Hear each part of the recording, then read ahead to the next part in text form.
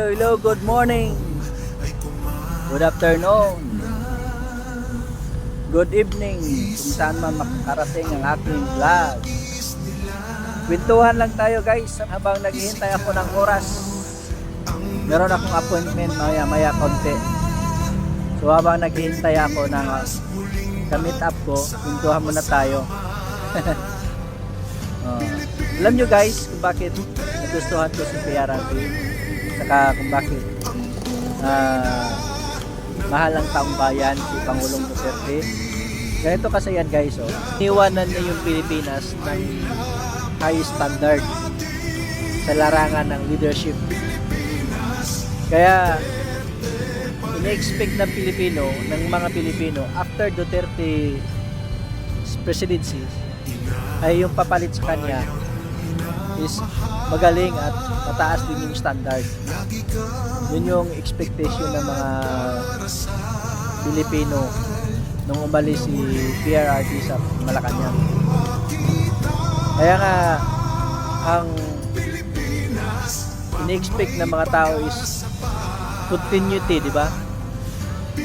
Na makontinue yung standard, makontinue yung mga project, mga activities ni Pangulong Duterte.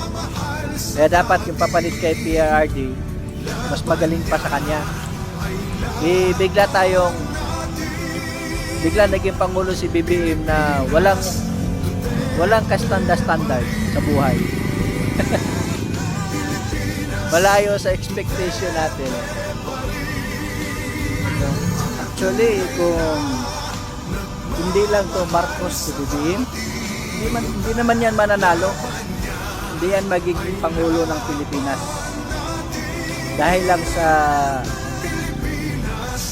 apelyido niya na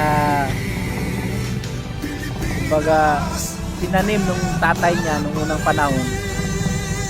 Kaya nagiging Pangulo siya. Pero kung sa yaman lang at saka sa talino, sa galing ang basihan at saka hindi siya kilala, wala yan. Hindi yan magiging Pangulo, diba? Kahit nag-aano pa siya kayaman, kasi walang standard saka maraming bagahe sa buhay. Bawa, example, una yung pagka-drug addicts niya, diba? Ayusin niya yun. Ano niya sa mga taong bayan na hindi siya drug addict. Saka yung mga nakaw na yaman ng tatay niya, state tax na hindi niya nababayaran. Yun yung mga bagay na dapat niyang ayusin Dapat paliwanag niya sa taong bayan, ipakita niya na lahat ng mga yan is naayos na at saka plansyado na. Para naman yung pagkapangulo niya malinis, diba? Yan ang gusto Ganyan si Pangulong Duterte, malinis. Malayo sa expectation natin. Kaya nagkawindang-windang yung Pilipinas. Kaya kailangan talaga yung magiging Pangulo ng Pilipinas, mataas talaga yung standard. Habulin niya yung standard ni PRRD para mamahalin siya ng taong bayan. Kasi pagka ang standard niya is katulad sa standard ni BBM, ang pangit guys, di ba? Kung ganun yung standard natin sa Pilipinas, talagang low moral ang mga Pilipino at saka mawalan talaga sila ng gana. Yung mga karating bansa natin mawalan ng respeto sa Pilipinas. Kasi ang Pangulo ng Pilipinas walang standard. Kaya kita mo yung time ni PRRD guys, di ba? Kung bakit nire-respeto ng ibang bansa si Pangulong Duterte at ang Pilipinas. Kahit na yung Amerika, di ba, nire-respeto si PRRD. Kasi meron siyang mataas na standard na saka may prinsipyo talaga siya. Kaya kailangan talaga yung Pangulo may prinsipyo.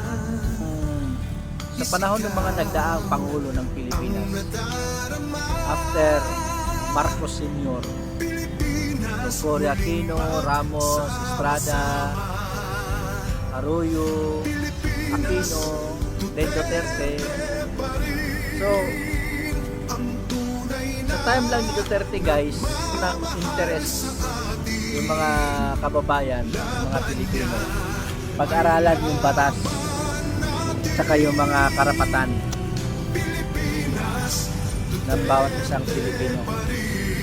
Diba guys? Marami mga nagiging expert sa lahat ng bagay. Nagiging mga analyst, political analyst, economic analyst, health analyst, lahat na guys. Lahat ng mga analytic matters